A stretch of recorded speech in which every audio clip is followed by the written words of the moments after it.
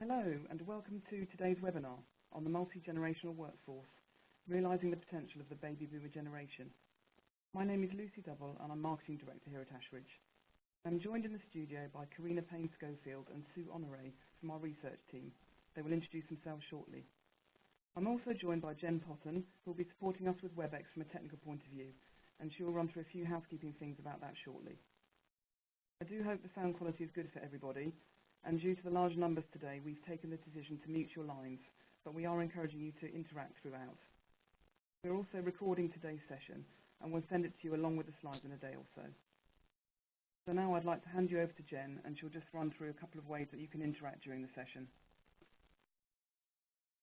All right, I'm just going to share my screen with everybody. Now you'll be able to see my cursor moving around the screen. On the right-hand side at the top, this is the participant list. You can see everybody who is on the call today. Below that, we have the chat feature. We'll be using this throughout the webinar. So first, it has to say send to all participants, or you can type to me as the host if you need any help with technical problems. So to type to everybody, you click into this bar, type what you need to say, and click enter or send. If your screen drops out at all, you have to go back to the webinar link from your emails, and you can go back through what you've just done to get onto the system. If your telephone line drops out at all, it should reappear with the numbers which you dialed in on, or you can click the session info tab. I think that's all today. There we go, Lucy. Thank you. Fantastic. So Jen, if you could just open the first poll for us, please. And we're going to start by getting a sense of who's on the call with us today, what your role is and what you're looking to get out of the session. Start doing that for us, that would be great. What your role is and what brings you here today. Whilst you're doing that, I'm going to hand over to Karina and Sue to introduce themselves. Hi, this is Karina.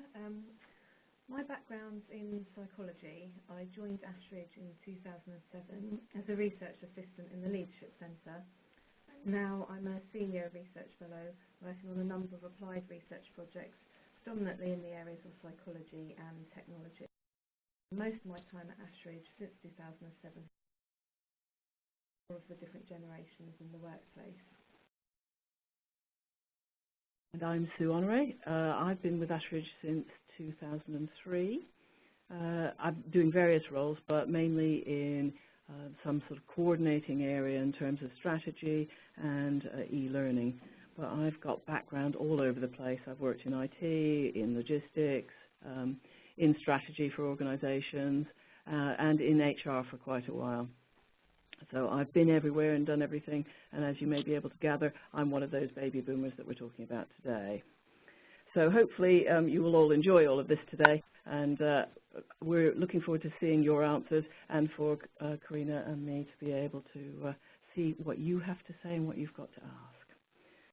Right, so Lucy. Great, thank you very much.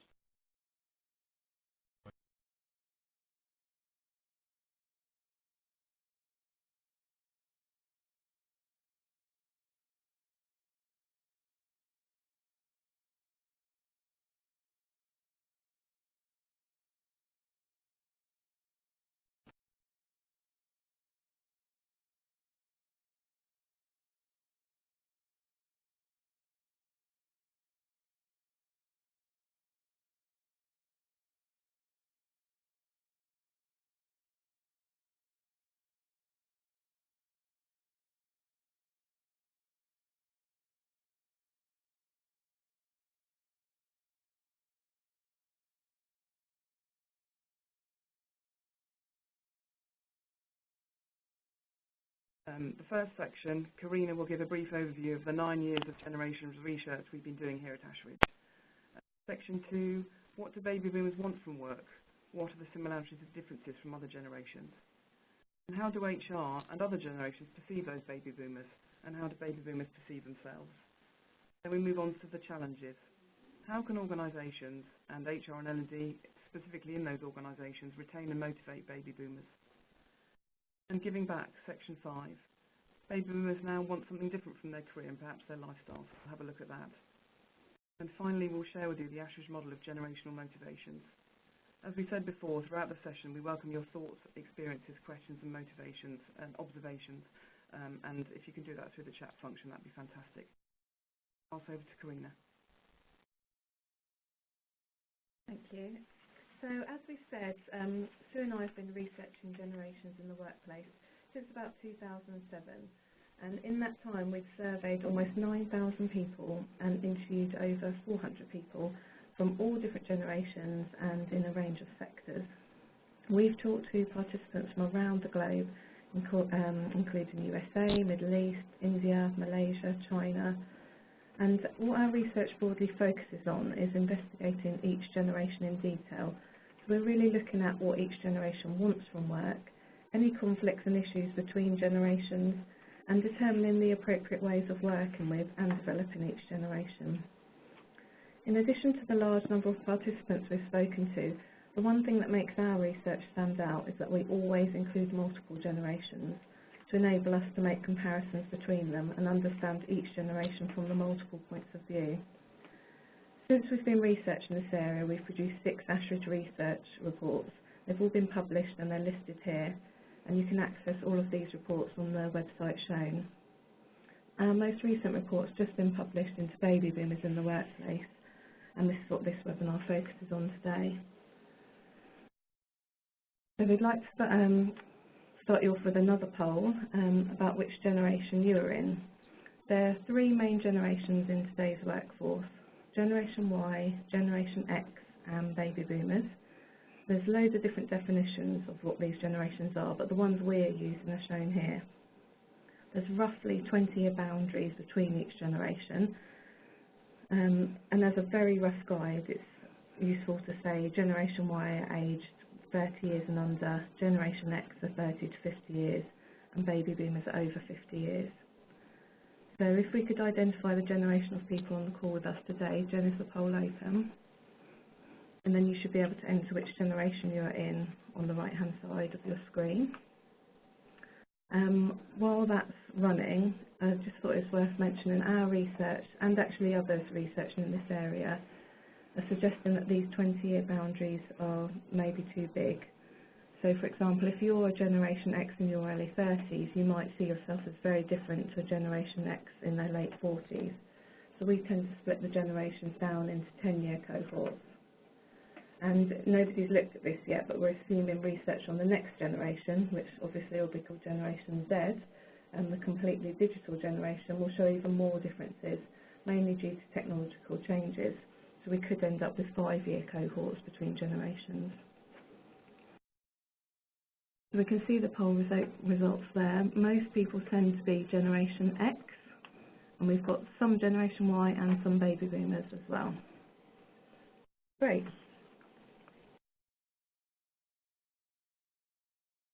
Okay, one other thing I just wanted to mention was that in terms of the workforce in the UK, currently the 50-plus age group accounts for around 30% of total employment in the UK. And by 2020, this is going to increase to around a third of the workforce.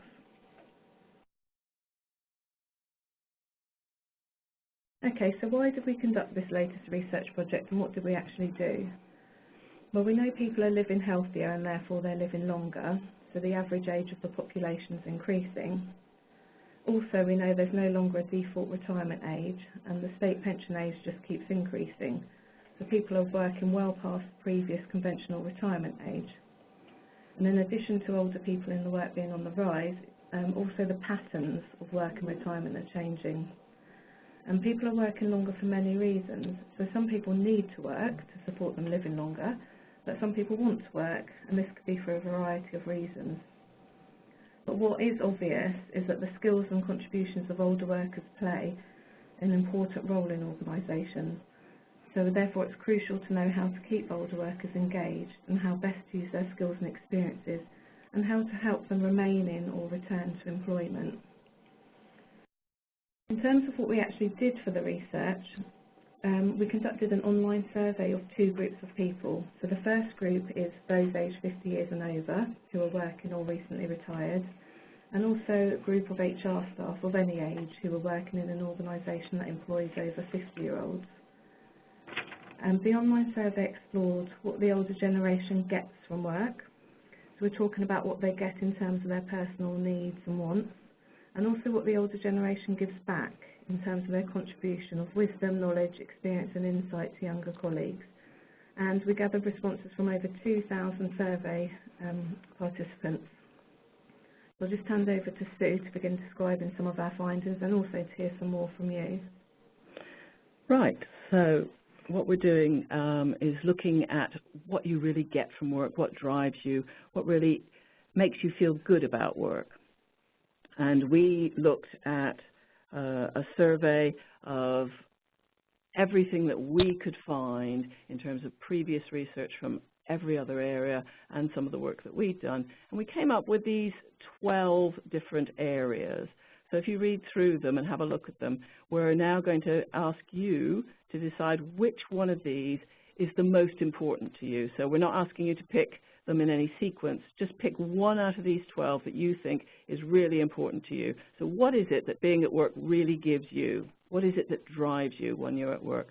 So Jen, we're getting that going, and let's see what you actually feel about this one. So if everyone picks one of these 12 items, they go through mental stimulation, sense of purpose, social relationships, working relationships, your physical health, a sense of fulfillment, money, financial rewards, self-development, giving you that extra enjoyment of non-work activities because you can compare work against non-work, the development of other people in the workplace, status and position, or pride. Does work give you pride? So which one of these do you think is your most important? If you can all fill out this little poll for us, that would be really useful. We're hoping to see some really good results come through from this. So as you can see, we spent a lot of time going into getting these particular categories, and they may seem a little random, they may seem some overlap, but it's really important for us to see where you think you come from. So how are we doing there? Are we actually getting some results through? Yes, it looks like we'll probably be getting some results through.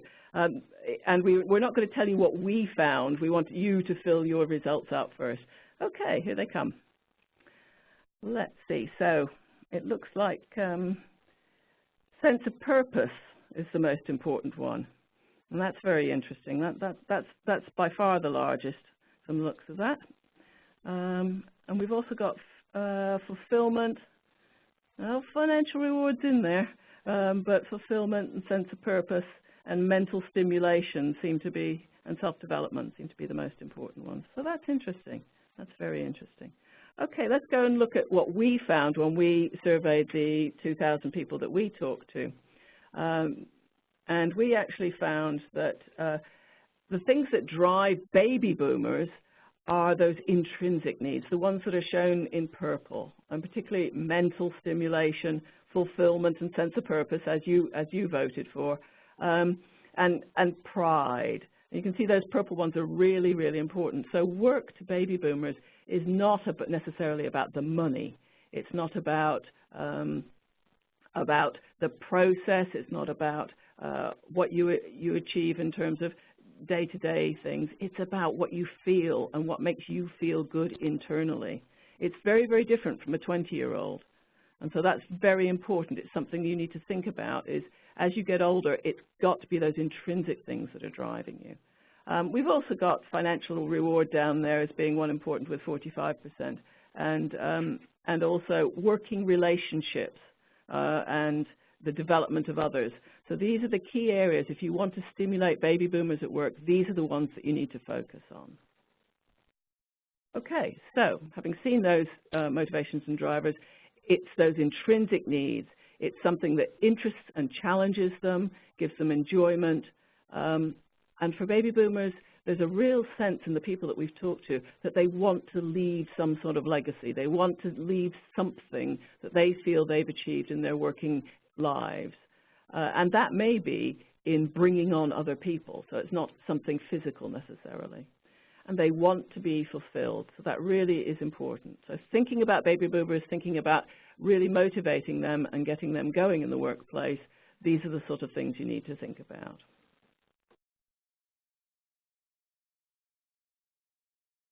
We've got a question here, actually, Sue, that has come in, which says many 20-year-olds are, in fact, driven by a sense of purpose as well. Oh, yes, and that's a very good point, actually. We're not saying, by the way, that every person who's a baby boomer, just because of their age, is identical, or every person who's a 20-year-old is identical just because of their age. Every single group has a wide range of things. What we found are general trends, and that's really an important point. It doesn't mean that everyone falls into this bucket, and we'll find an incredible number of Gen Ys who have a real sense of purpose. But I think that for baby boomers, it's a sense of purpose that's very, very internalized. It's very much about, why am I here? What am I doing? Does that answer the question, do you think? That's great, thank you. One of the things I just wanted to say was, one of the reasons we asked that question was because when we were doing the literature review before we started the research, was that most of the stuff we were reading was all about baby boomers working for financial needs, and there was a lot of emphasis on health and financial needs. So it was really interesting for us to show that those two weren't the only things coming out. Yeah. So it's clearly a hot topic because there's lots of questions coming in already. We've got from here, was there a difference based on affluence, poverty, public-private sector, need or choice to continue? We didn't look in terms of affluence, but in terms of public and private sector, there wasn't actually any difference in the results we found at all. Yeah, all the demographics we did look at, it was strange the results were very consistent across all of them. Thank you. Okay, shall we move on? We're going to talk about baby boomers, and this is quite an interesting topic. What are your perceptions of baby boomers? So I see that we've got a mixed audience here in terms of ages. So I want those of you who are actually, let's say, we'll put the dividing line at about 45. So it's slightly outside our range of generations. But those of you who are under 45, we'll just start with you. So the older ones, hold on a minute. Those of you who are under 45, just say, how would you describe a baby boomer? How would you describe somebody who is, let's say, over 55 for the moment? Just type in words, phrases, quickly, whatever you can think about. What are the words that you think would describe somebody in the workplace who's over the age of 55? So let's see what the younger end actually says about these people. Any single word or short phrase? So dedicated is coming out a couple of times already, and knowledgeable, experienced. Change resistant, interesting view there. Proud. Direct. So we have a good range. Experience again. Eager to share experience. Battle tested. So that's an interesting one actually. Someone that's been there and done it. Loyal. Values based. Perhaps less emotional, another interesting perspective. Experience again, so some real themes coming out here. Experience, willing to share, still interested in growing, it's another good view. And apparently they take less time off sick, they can be less creative, but they've got a good work ethic. And a couple there saying that sometimes they're resistant to change. So I think we've got a good range there to be working with. Thank you, everybody. That's great. That's wonderful. Right. Well, we found some results that are actually fairly similar to the ones that you've put up. Over the last 9 years that we've been doing this, we've been looking from two viewpoints, as Karina mentioned earlier. So we've been looking, even if we studied Generation Y, we looked at how older people saw Generation Y and how Generation Y saw older people. So we've seen a real mixture. And over the years, the words that come up on a sort of negative side are that baby boomers are stressed and overworked, and because of that, they are never available. Communication downwards is seen as a bit of an issue. Not that they're not capable of communicating downwards, but that young people see a disconnect in terms of how they communicate. And also from the perception of young people, they sometimes see that their bosses are not that great at influencing within the organization. Now, that may be that a younger person has come up with an idea, but it just never seems to fly, and they put the onus on their boss to actually make that happen. Technologically poor is perhaps not unusual. I don't know if we saw any of those this morning, but you know, quite often there's this image of technologically poor. And waiting to retire and won't rock the boat is one that comes up. So resistant to change, we saw a bit of that this morning, and are just sitting in their jobs, not trying to do anything different. Now, I talked to over 100 people about a week ago, and some of the new additional words that have started to come out, we had old, conservative and staid, boring, picky and very, very detailed, so that the young people don't see themselves as concentrating and focusing on the detail quite so much, and sometimes slightly distant, emphasizing differences. But let's move to the positive side. Experienced. If I had to pick one word that came up very, very consistently, that's experienced, and it came up today quite often, I think, Lucy, didn't it? Certainly did. So that's the one that's really important, and I think one of the key things you can do with the people who are in the workplace who are experienced is find the best way for them to share that experience. That's really, really important. So that's a good one. They're supporters and mentors of others. So again, let's exploit that. Seen as creative, by the way, by young people. So older people are seen as creative. They've got some things to still keep going, and very loyal to the organization. Hardworking, dedicated, wise, professional, organized. And that came up this morning as well, something about being calm, relaxed, being able to just sit back and say, well, actually, I've seen this before, so I'm not going to panic. Let's just try and work out how we solve this problem. And that's another feature that we need to exploit out of those people who've got a lot of experience. So we've got on one side, you see baby boomers as very resistant to change, bed blocking, sitting in their seats, not interested in change. And on the other side, you can see creative people who are calm, who are able to make decisions, and who are very experienced. So we have a wide, wide range there. We have a comment here actually that spans, I guess, the positive and the negative. I think not resistant, but sometimes fearful of technical change. So I think there's a balance there across the positive and the negative. Yes, I think that's very important. There's a difference between the generation that grew up as digital natives. They're not afraid of technology. They may not be good. There will be some good people and some bad people, but they're not afraid of it. The thing to think about when you work with baby boomers is they're not natives. And also, as you become more experienced, you don't want to be seen to be an idiot in front of your colleagues. Therefore, if anybody's working with technology, it's best to help the baby boomers with new features one-to-one, or in very small groups, or in small situations where they're not exposed. And here's a great place where you can use your 20-year-olds in the organization to buddy up and do a sort of reverse mentoring session with the older people. I'll show you how to use this, and this bit of software. You help me work out how on earth to negotiate all the politics in this wretched organization. So those are the two ways of doing it. I think we do have a tech-savvy person who's saying that is a bit of a generalisation, but I think we know that, but it's a very useful insight, so thank you. Okay, moving on to our next theme. What are the challenges in retaining and motivating baby boomers? So again, we want to hear from you. Tell us what you feel the challenges are in retaining and motivating older employees. So if you use the chat feature again and just type words like you did last time, what are the challenges retaining baby boomers? What are the challenges motivating baby boomers?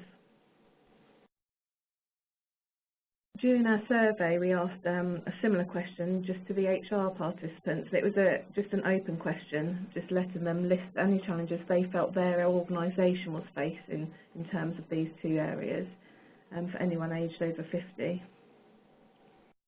So we've got some answers coming in already. So challenging tasks and experiences. Wow, they're coming in quickly. Keep challenging them. Don't consider them as invisible. And that's come up a couple of times actually, the invisibility theme. Make them feel valued several times.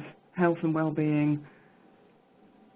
something around challenging tasks again, work-life balance, helping them through to retirement in a sensible way. Something about contributions there, keep the contributions coming. Make sure their experiences, their values, their ideas are heard. Keep them engaged other than through promotion. Something about new assignments, helping them to get over their fear of change. A theme we've seen before, they use them as coaches and mentors, fulfilling their sense of purpose as they go through to retirement. So some strong themes there. So using that experience, coaching, mentoring, don't stereotype. Keep them contributing and challenging, but that doesn't have to be through pay or promotion. So there's clearly a lot of interest there. That's really interesting to see all those, and I guess that's a reflection of who's on the call, because actually, interestingly, when we asked the question in the survey, the thing that came out most on this graph here lists all the challenges that came out of our findings. But the thing that came out as number one was people saying that there was no problem, there's no issue at all in either recruiting, retaining or motivating baby boomers in their organisation. So it's really interesting to see people actually talking about what the issues are.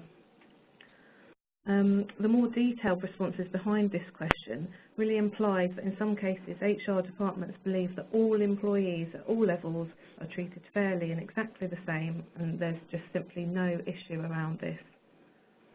The next one down in terms of what we found was an issue around motivating and challenging baby boomers.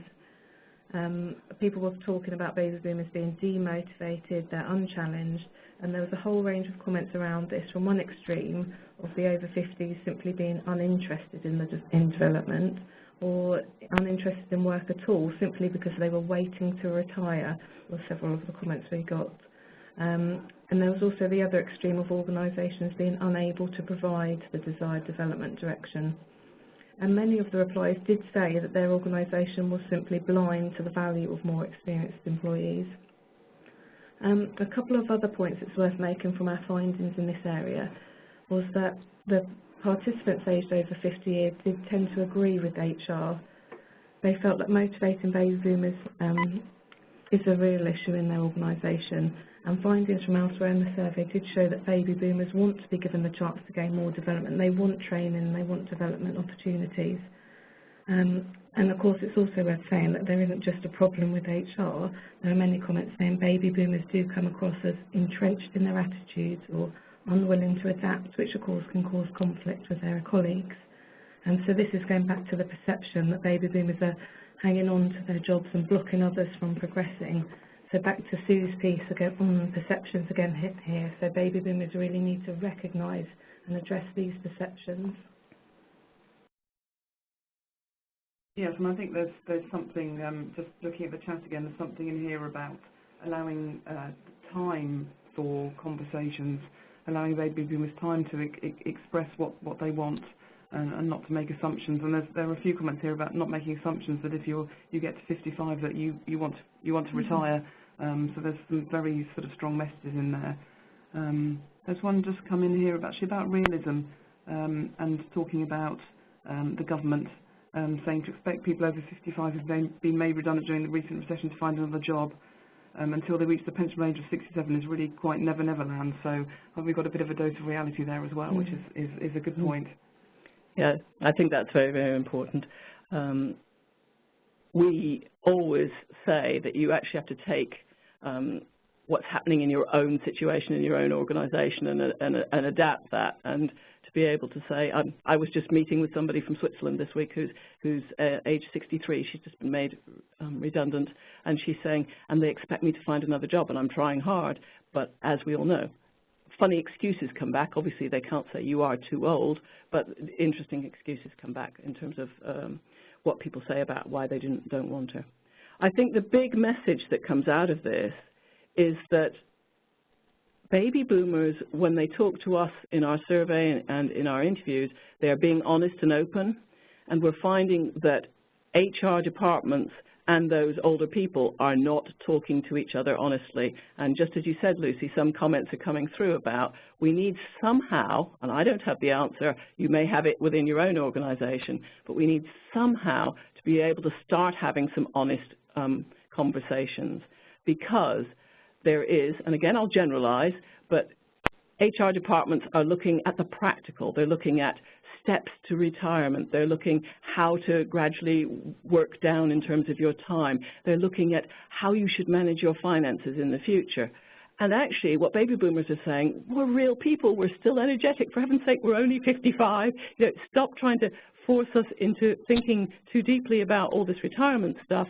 We're going to work for a long time. What we actually need, what we actually want, is to be able to have challenging and interesting work, and that can be in a number of different areas. And what most of the people have said to us from this recent survey is actually they want to stay in their own job, but they want some different challenges. So here's a place to start getting creative. They want to, quite a few of them want to step aside. They don't want to be seen as the financial director for the rest of their lives. They're fed up with that. Let them step aside, bring some other people in to do those jobs, but start letting them act as a guru somewhere, focusing on coaching and mentoring, maybe moving into sort of non-executive director areas, on a board, maybe taking some new risky projects in the organization. Maybe you've got some risky projects, you're not sure whether they're going to succeed or not, but why not give those to somebody who's very experienced and say, all right, in the end, if this fails, we don't mind, but give it to somebody with experience who is willing to take that failure and go off and run with it. So that's new overseas expansion or new services. One of the other things that a lot of baby boomers told us is we're good at relationships, and in this fast-paced world, we're losing those relationships with clients and with suppliers. Give us more of a role that's relationship building. Let us look into strategy. Let us have time off to use some of our skills working with the education sector or working with the charity sector.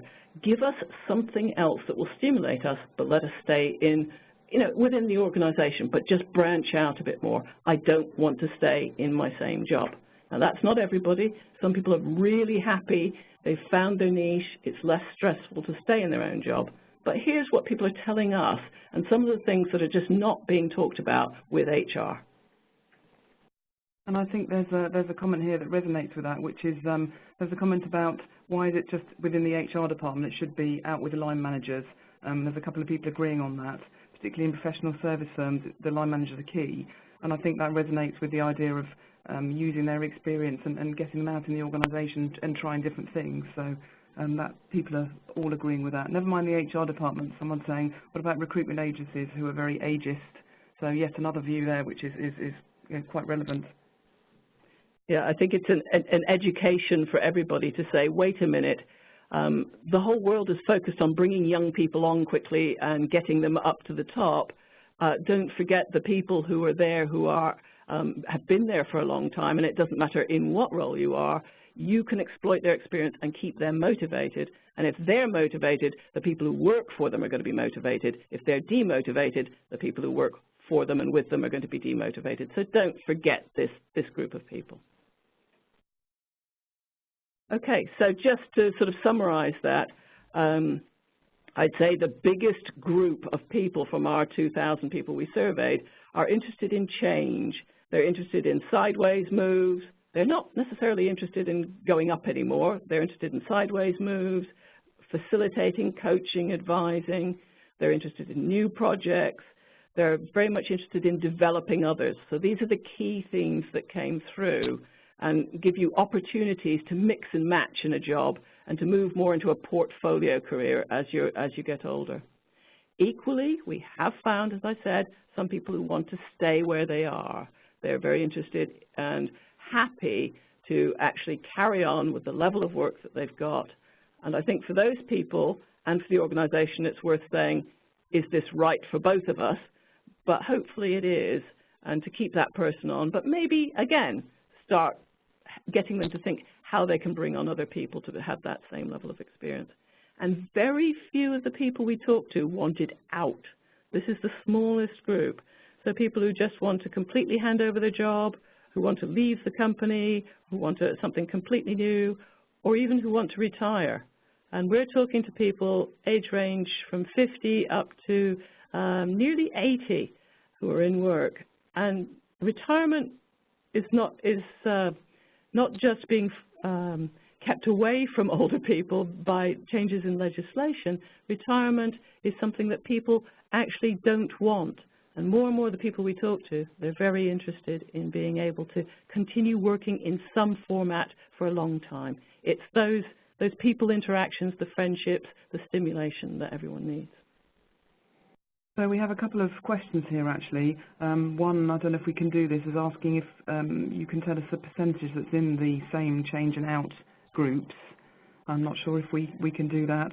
And the other one is, what do these different roles mean for pay, which apparently is the elephant in the room for partners in professional services firms. So that's an interesting view as well. In terms of the percentages, we couldn't tell you off the top of our heads now. We just know that the proportions at the moment, they are in the full report. So unless I rustle around now and grab the report, but if you've got access to the report, which is on our website, then you can get the exact percentages in there. And I think the pay thing is something that has to be worked out within the sector and within the organisation. Again, we have found that pay is not at the top of people's lists. It's more that fulfilment and that sense of purpose. So again, that's up to individuals to sort out and sectors to sort out. But it may be that people are not that interested in that if they can get the right role. It's down to those hygiene factors again. You know, there's a certain level, and we have certainly found a lot of people who've downshifted in terms of pay, but have had as stimulating a job, and they're really, really happy with that. So something for everybody to look at individually. And there's definitely a pattern in here about the type of organisation you're in. There's a comment here about pyramid hierarchies, so don't allow anyone of whatever generation to contribute effectively. So there are all sorts of comments about. So we're back to the organisation, the health of the organisation, what we can do within the organisation, not just for baby boomers, but across the generations. And one here as well about a dilemma around retirement in terms of pension eligibility. So someone whose husband's had to retire 3 years short of pension, and they feel shackled to their position in some way, but fortunate at 60 they have a job because who would give them a chance? So we've got the full range there. So some very interesting comments. Thank you, everybody. Okay, moving on to, we've got a model here that we've created. This model is based on all of our findings from all of the research we've done since 2007, and it's a model of personal motivation and drivers at work. What we're using it for is to really explore where true priorities lie for working individuals of all ages. We're currently testing this model, and it will be used to further explore all generations at work. So if you look at this model, we're basically asking people, what's important to you? What's driving you? What makes you get up and go to work in the morning? The findings from this research will be published later in the year. But one reason for us putting this up is really a plea for you to take part. And we want to hear from you. We want to know what's important to you in your working life. So there's a couple of different ways to take part. Firstly is an online version of the generational model that we just showed. And when you exit the session today, the survey will pop up. It takes 2 minutes to complete. We really encourage you to complete this. I think that this slide set that stems around afterwards will include the survey link on that as well. And if you could even forward the survey to anybody, we want anyone who's working of any age to complete this survey, just so we can get as much data as possible. And we're also looking for organisations and individuals to take part in focus groups and interviews. So everything we've presented today has been based on our survey data. And we really want to come into organisations now and actually speak to people and hear their experiences, their stories. And we want to talk to people from all different sectors, as the people have mentioned a few times about the different types of organisations and things. We want to hear people's stories and people's experiences. So if you'd be willing to get involved, please do get in contact with us. Great, thank you very much. So we've got a few comments here, and I would encourage you to send in any more questions you've had based on what you've heard. But there's just a couple of things here I'd like to raise. Somebody's actually said that many managers are afraid to hire anyone who may be more experienced and competent than they are, and that ego trumps organisational interests. So I'm wondering if any of that came out in your research. Yes, I think we've had that in terms of discussions with people. I don't know, when I first went into management, I had a great manager who said to me, if you can grow people below you to take over and go above you, then you are one of the greatest managers. And that if you try and hold people down, you're one of the worst managers in the world. It would be great if the whole world would understand that. And you get so much by seeing people actually overtake you, as it were. And I think, again, this is all about the culture of the organization and of business, is how can we get people to understand some of those things. None of this is easy. This is all psychology. This is all about people and reactions to other people. So it's really important to say, here are some things you need to think about, but we don't necessarily have great solutions to them. And someone's resonated with that comment, actually, and said that they work with a lot of young graduates, and the perennial issue for them is disliking managing people who are much older than they are. So that sort of connects with that. There's another comment here that as a business partner, I always challenge my stakeholders to find their own successor, which is a very powerful leadership tool. So clearly an organisation there who's got it right. And anyone on the call, please do keep your questions coming in, because I think this is a topic that's raised a lot of interesting feedback and comments. There's something here as well about, and this is clearly to do with the age, about companies having clear diversity policies and objectives. So I wondered if you guys had any thoughts on that, what the top line might be on that. It's obviously a very, very sensible suggestion, because then I guess it takes some of the heat out of those debates and the thought that the baby boomers sometimes feel invisible. Interestingly, I think we've found a lot of organisations who have developed great diversity policies and processes and thoughts and focus groups and whatever they get on within an organisation. And many of those organisations are doing very, very well. But I think we come back to our message, which is, because you assume that you've got something like diversity as something as an agenda item within your organisation, the baby boomers are still feeling, and HR are still saying, that means there's no problem. And actually that's not true. So we still have a communication issue here in terms of how can we get the best out of people and get the best for the organisation at the same time. Yeah, it always comes back to the communication issue and really needing to build a culture of trust so people can have those open and honest conversations. Even if the policies are there, it's being able to feel that you can have those conversations. And we do have an agreement with that. The diversity policy is no guarantee of inclusion of any generation, so absolutely. There's also one here which I like, which is age is often a matter of attitude rather than a number. It would be good to come up with a question that probes individuals' attitudes to their age, as people who feel old may answer differently to those who don't. Yes, we've actually we've also found organisations who have a youthful air and have 75-year-olds working in them who have been youthful all their lives, and you also have people who've acted like the age of 75 since they were 20. So again, we are talking in generic terms here, and we have to generalise and to a certain extent stereotype to be able to get a message across. But I think it is important to recognise that there are different people with different beliefs and attitudes, and actually they'll gravitate towards working with others with the same attitude and belief. So yes, you absolutely have that, and you're always going to have to deal with that. And this definitely resonates, because we've got somebody who definitely doesn't feel their age but wonders what other people see when they see them, and somebody who says they're apparently 50 but I don't actually know how old they are, but it's all about, again, it's all about perception. So some really, really good comments there. Thank you very much, everybody. I think that perception thing is important, and one thing you can do when you go back to work is do that perception exercise that we talked about. Get the young people to write down words that they would use to describe you, and at the same time you write down words that you would use to describe young people, and just sit down and compare them in a very open environment and say, look, these are the things that we need to think about, because people do stereotype. And someone's saying they've just got a great new job at 57 and a previous boss landed a new job at 60, so it's all about energy for them. And there's another question here, actually, which takes on to a slightly different topic. I'm not sure whether the research covered this, but it's asking if there's any correlation with society issues regarding age rather than just in the workplace. Yeah, we haven't really looked at that in detail. Perhaps for the next part of the survey. We've got so many potential future surveys and interviews to do. That's good. It means it's a really hot topic. There's been some really great comments coming in. And another one, frankly, every single manager for the last 20 years has been younger than me, and particularly women who have to stand their ground on managerial level in any organisation feel that they need to perform twice the potential of any man. Yep. Absolutely, we agree with that one. And we've actually, Ashridge does lots of research into gender as well as age. And again, that's resonating with a few people as well. I just wondered whether there was anything. We've had the comments earlier about baby boomers who perhaps feel invisible, who perhaps don't know how to make themselves heard, and obviously some of that's about organisation culture. But I'm wondering if there's anything that they can do for themselves proactively if they're feeling a bit like they're stuck in a rut. What they can do to address it.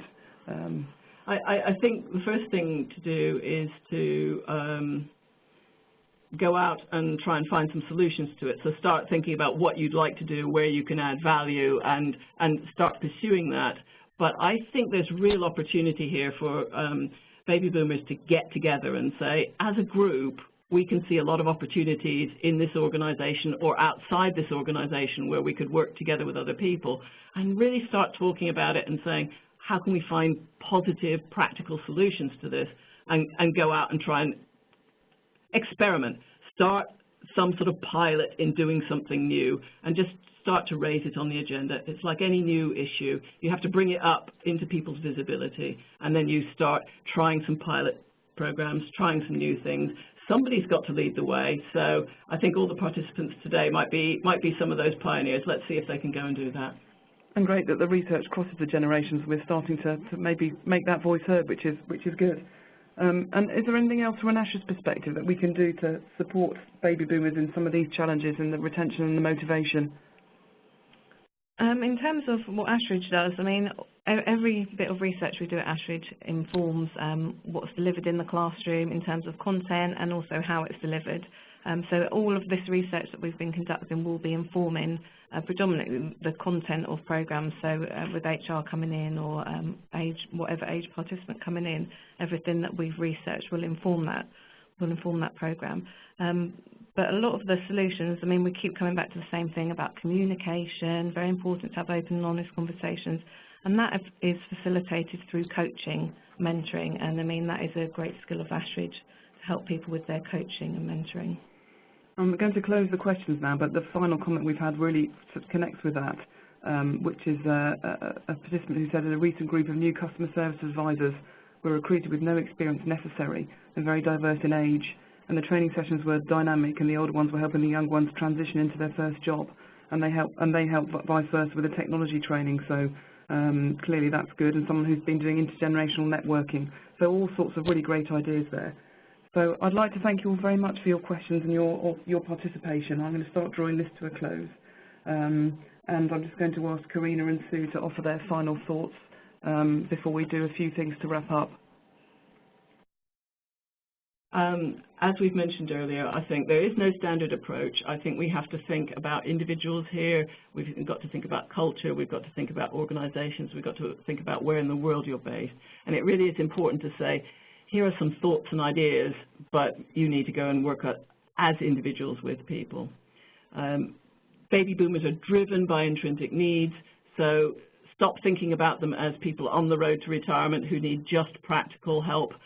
They are creative, they're still full of energy, they still have lots of things to do, so start looking at what else can be done in the world, both if you're a baby boomer yourself or if you're someone who has baby boomers working in the organization. And we have got this very strong message that, I'll use HR here, but it can be the organization, that there's a disconnect, and that baby boomers, because they've succeeded in where they are in general, are ignored, and they are frightened to talk to people in the organization about these issues. So we've got to somehow find a way to get around that fear. And as Karina just mentioned, baby boomers have an incredible amount of skill and knowledge that has to be exploited. How can we get those mixed generation groups together? How can we share experience? How can we use the best of the youngest people and the oldest people together? And just another plea, please do get involved. You can take part in an interview or a focus group. An interview can be half hour on the telephone with us. Focus groups, we need quite a few people from an organization, but do get involved. and we'd love you to complete our survey. The more people we have, the better, and I'm hoping that this group will help us get to a really large number. Thank you very much, Corinne and Sue. That was great. So in a minute or so, we're going to open up our feedback poll. We're very interested in your views on today's session, and we're always looking for ways that we can improve these sessions. And the interactivity is key to that, so thank you again. So if you could spare a few extra moments to fill this in, we'd be very, very grateful. And you should see this coming up on the screen in a moment. As we said before, we will send you a link to the slides and to the recording over the next few days. And we'll send a link to our website where you can find the full research report of baby boomers, and also where you can find some other webinars that you might find to be of interest. So once again, thank you very, very much, Karina and Sue, for your insights today, and thank you all for your input. Goodbye.